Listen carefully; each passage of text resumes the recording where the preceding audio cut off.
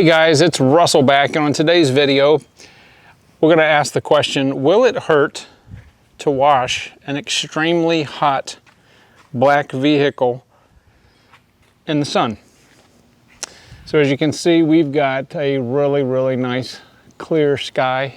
The truck has been sitting out here. This happens to be a 2006 Toyota Tundra.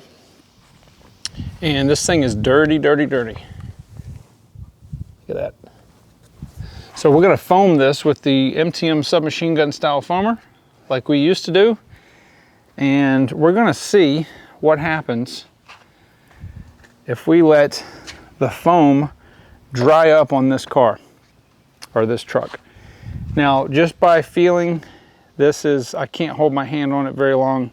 This is probably about 140 degrees. And we're going to see what happens.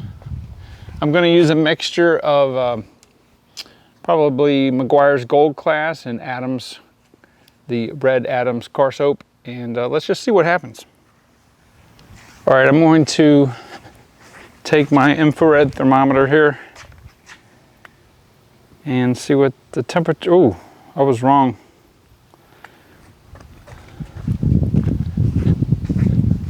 It's 167 degrees, 167.9 degrees. Let's see what it is on the top. Concrete is 114.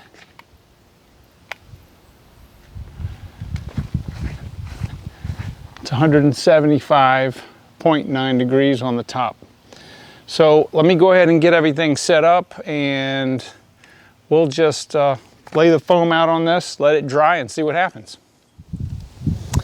All right, so I have got the Adams red car soap in here, which is probably my favorite, and I've got Meguiar's Gold Class. I just mixed them, put some warm water in there, and let's see how this foams. And what do you think? Is it going to damage? Is it going to leave spots? We're going to let it dry completely, see what happens.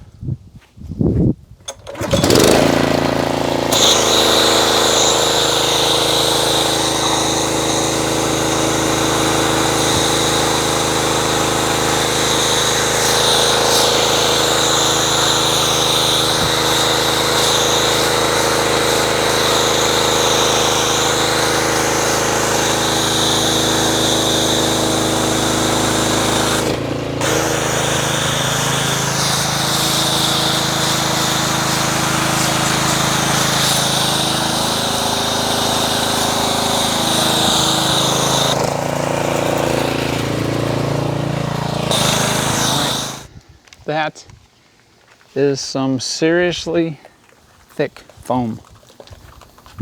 This is what I would call a two-stage foam. You can really see it right here. See the base layer here, and then the outer surface or outer layer is starting to drain off. All right, so I'm just going to let this I'm just going to let this dry. It's 12:56 right now, and I'll come back, tell you how long it took for it to dry, and we'll see what happens.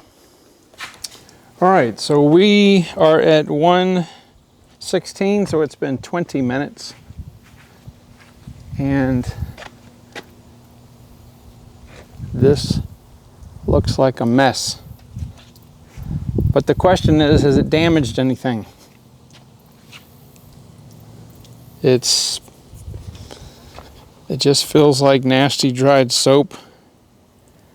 Doesn't really come off with my fingers. So I just did the infrared thermometer on it, and it's 165 degrees on the top, so it's about 10 degrees cooler. But yeah, whole truck looks like that. All right, so I think what I'm going to do is I'm just going to do my single bucket method wash, and we'll see what comes after the wash. See if it has done any permanent staining or damage to the black paint. Oh, and the temperature out here is I think it's 89 degrees. So I'm not even going to I'm not even gonna wet the truck.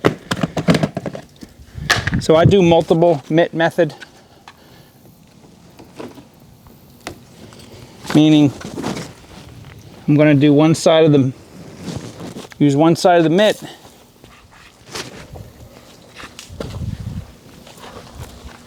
per section.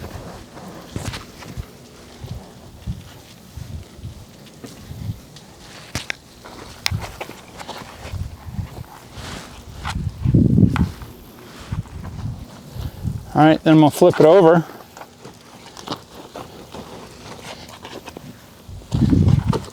Use the other side.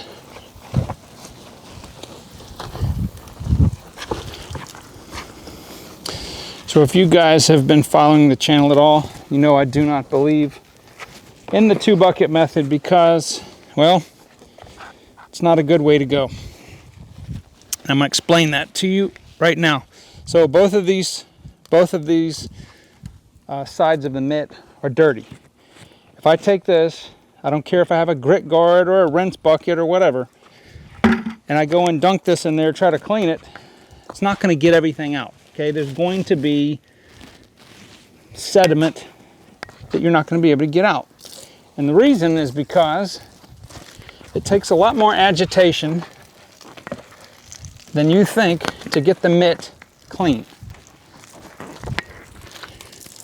Pretty much the only way you can get this mitt clean and free of any soil, contamination, etc., is to put it in the washing machine and let the machine agitate it enough to drive out all of the contaminants. All right. See, I don't know if the camera can show it, but it's super dirty. I don't want to put that back in this wash water. This wash water will stay pristinely clean the entire time I'm doing this, as it should.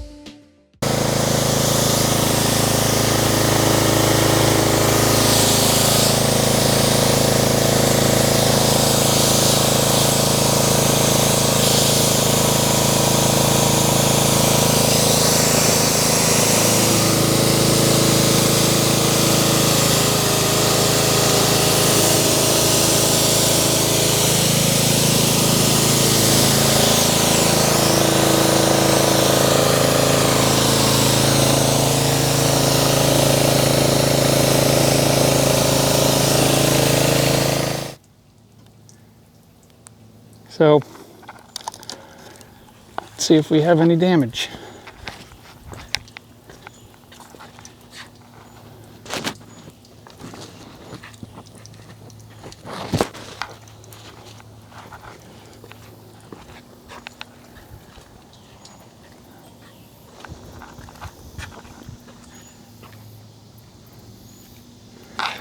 Doesn't look like it. All right, so what I'm going to do is I'm going to go ahead and clean the wheels and the door jambs and dry it all off.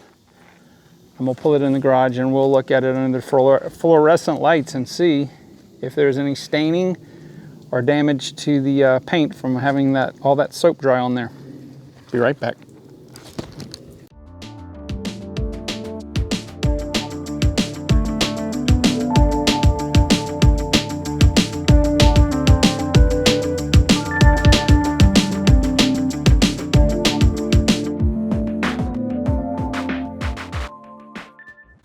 All right, I wiped everything down, cleaned the wheels, and I basically just wiped it down with a microfiber drying towel and some Meguiar's Professional detail spray. which I always use, but you tell me. Do you see anything that's amiss? Please ignore the rock chips.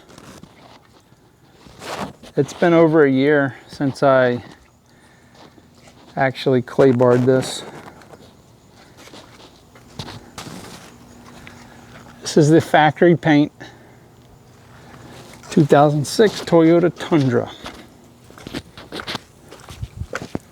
Most of these that you see have really bad clear coat degradation on the hood and on the top. There's nothing. It's just as shiny up there as it is on the sides. Pretty good.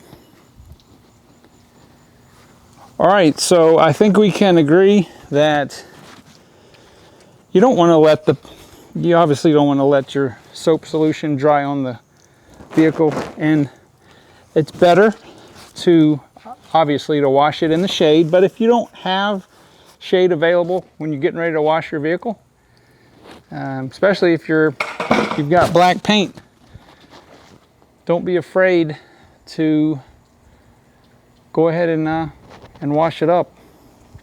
What I probably would have done differently if I wasn't doing this video for you guys is I would wash a section and then rinse it off, wash a section and rinse it off. But you know, clearly, unless you're using something that's got super high alkalinity to it, it's not going to hurt. It's not going to hurt the paint at all.